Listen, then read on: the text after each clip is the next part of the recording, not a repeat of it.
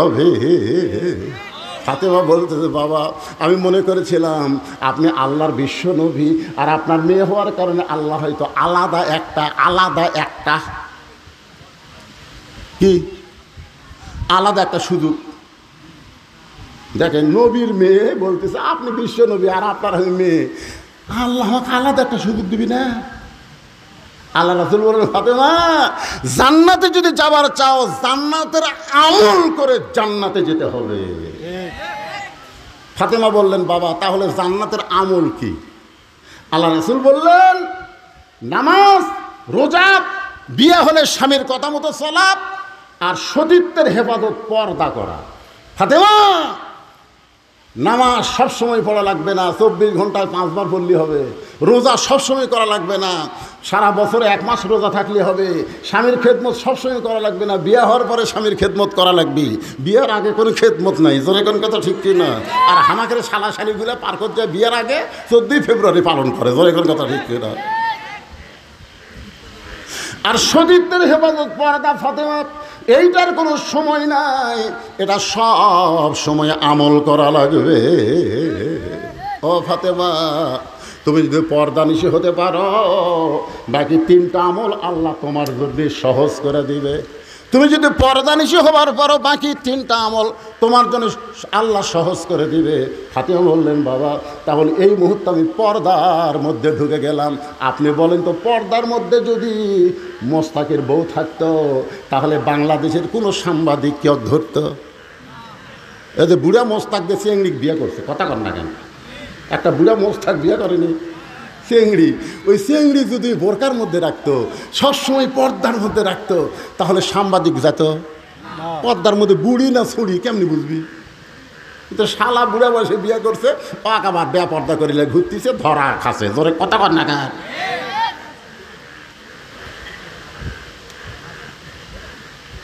মেয়ে মানুষেরা পর্দার মধ্যে থাকতে হবে। হুকুমকার এছাড়া হুকুমকার অকরনা ফি বুয়ুতিকুন্না ওয়ালা তাবাররাজনা তাবাররুজাল জাহিলিয়াতিল উলা।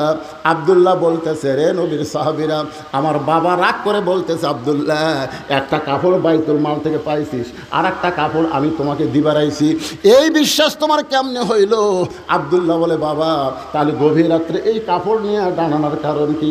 ওমর ফারুক বলে, বেটা রে, এই কাপড় আমার ভাগে পড়ছে বাবা, এই কাপড় পরে আমি যদি আগামীকাল খুতবা দেই, এত ছোট কাপড় পরে খুতবা কেমনে দেব?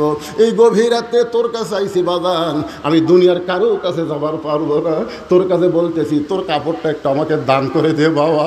তোর কাপড় আমার কাপড় একত্র করে আমি একটা লম্বা জুব্বা বানায়া সেই জুব্বা পরে খুতবা দিবার চাই। আব্দুল্লাহ বলে, আমার নতুন কাপড়টুকু আমার বাবাকে দান করার কারণে বাবার কাপড় আমার কাপড় একত্র করে বাবা লম্বা জুব্বা বানায়া খুতবা দেয়। এখন বলো খুতবা শোনা যায় কি না যায়? সমস্ত সাহাবীরা চিল্লায় বলতেছে, আল্লাহর কোরআনকে গ্রহণ করলে, কোরআন অনুযায়ী আমল করলে এমন নেতাই মানুষ পেয়ে যায়। কেমন নেতা?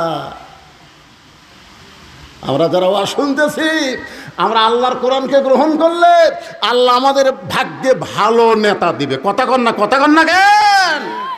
এইভাবে মরে দেখেন, আল্লাহ বলেছে মুসলমানের ঘরে খালি জন্ম নিলেই হবে না, লা তামুতুন্না ইল্লা ওয়া আনতুম মুসলিমুন, যতক্ষণ মুসলমান না হবি ততক্ষণ মরিস না। জোরে কোন কথা ঠিক কিনা?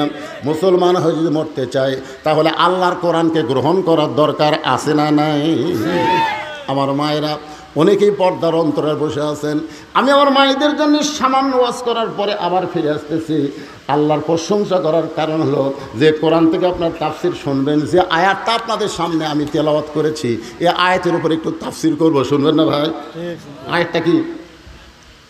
যারা আলেম ওলামা তারা বুঝতেছেন, আমি আয়াতটা আর একবার পড়ি, আপনারা একটু শোনেন, শুনলেও সওয়াব আছে না নাই? ওয়াইজা কুরিয়াল কোরআন ফাসতামিউ লাহু আনসিতু লাআল্লাকুম তুরহামুন। এমন একটা কিতাব আল্লাহর, যেটা শুনলেও সওয়াব। চুপ থেকে যদি আপনারা শোনেন যে কি বলতেছে, ইন্নামাল মুমিনুনা আল্লাযীনা ইযা যুকিরাল্লাহু ওয়াজিলাত কুলুবুহুম ওয়া ইযা তুলিয়াত আলাইহিম আয়াতুহু জাদাতুহুম ঈমানাও ওয়া আলা রাব্বিহিম ইয়াতাওয়াক্কালুন।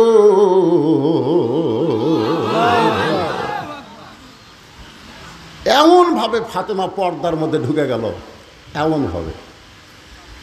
আসরের নামাজ পড়ে, জোহরের নামাজ পড়ে আল্লাহ রাসূল ফাতেমার বাড়িতে গেছে। কার বাড়িতে? দরজার ডাকতেছে, ফাতেমা। ফাতেমা দৌড়ে এসে দরজা টানতেছে। রাসূল বলে, ফাতেমা দরজা খুলে দাও। ফাতেমা বলে, বাবা আমি এখন পর্দার ভিতরে নাই, মানে আমার শরীরে এমন একটা কাপড় আছে যে কাপড়টা পুরো শরীর ঢাকতে পারেনি, আমি পর্দার ভিতরে নাই, এই জন্য আপনার জন্য দরজা খোলা যাবে না।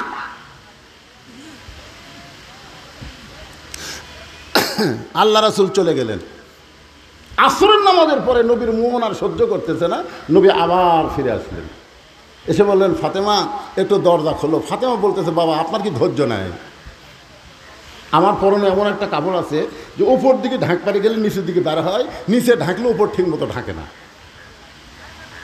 এইরকম অবস্থায় বাবার জন্যও দরজা খুলতে আমি শরম পাই। সঙ্গে সঙ্গে আল্লাহর নবী এক টানে গায়ের চাদর খুলে বললেন, ফাতেমা জানলার কাছে আয়।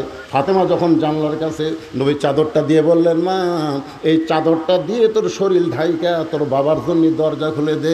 ফাতেমা বাবার জন্য দরজা খুলে দিল। নবী তাকায় দেখে ফাতেমা এমন একটা ঘোমটা টানছে, ফাতেমার মুখটা পর্যন্ত দেখা যায় না। রাসূল বললেন, ফাতেমা কয়েকজন ব্যক্তির কাছে পর্দা করা লাগবে না, তার মধ্যে একটা হলো তোমার বাবা। এইভাবে মুখ ঢেকে আছো, তোমার মুখটাও যে আমি দেখতে পাই না।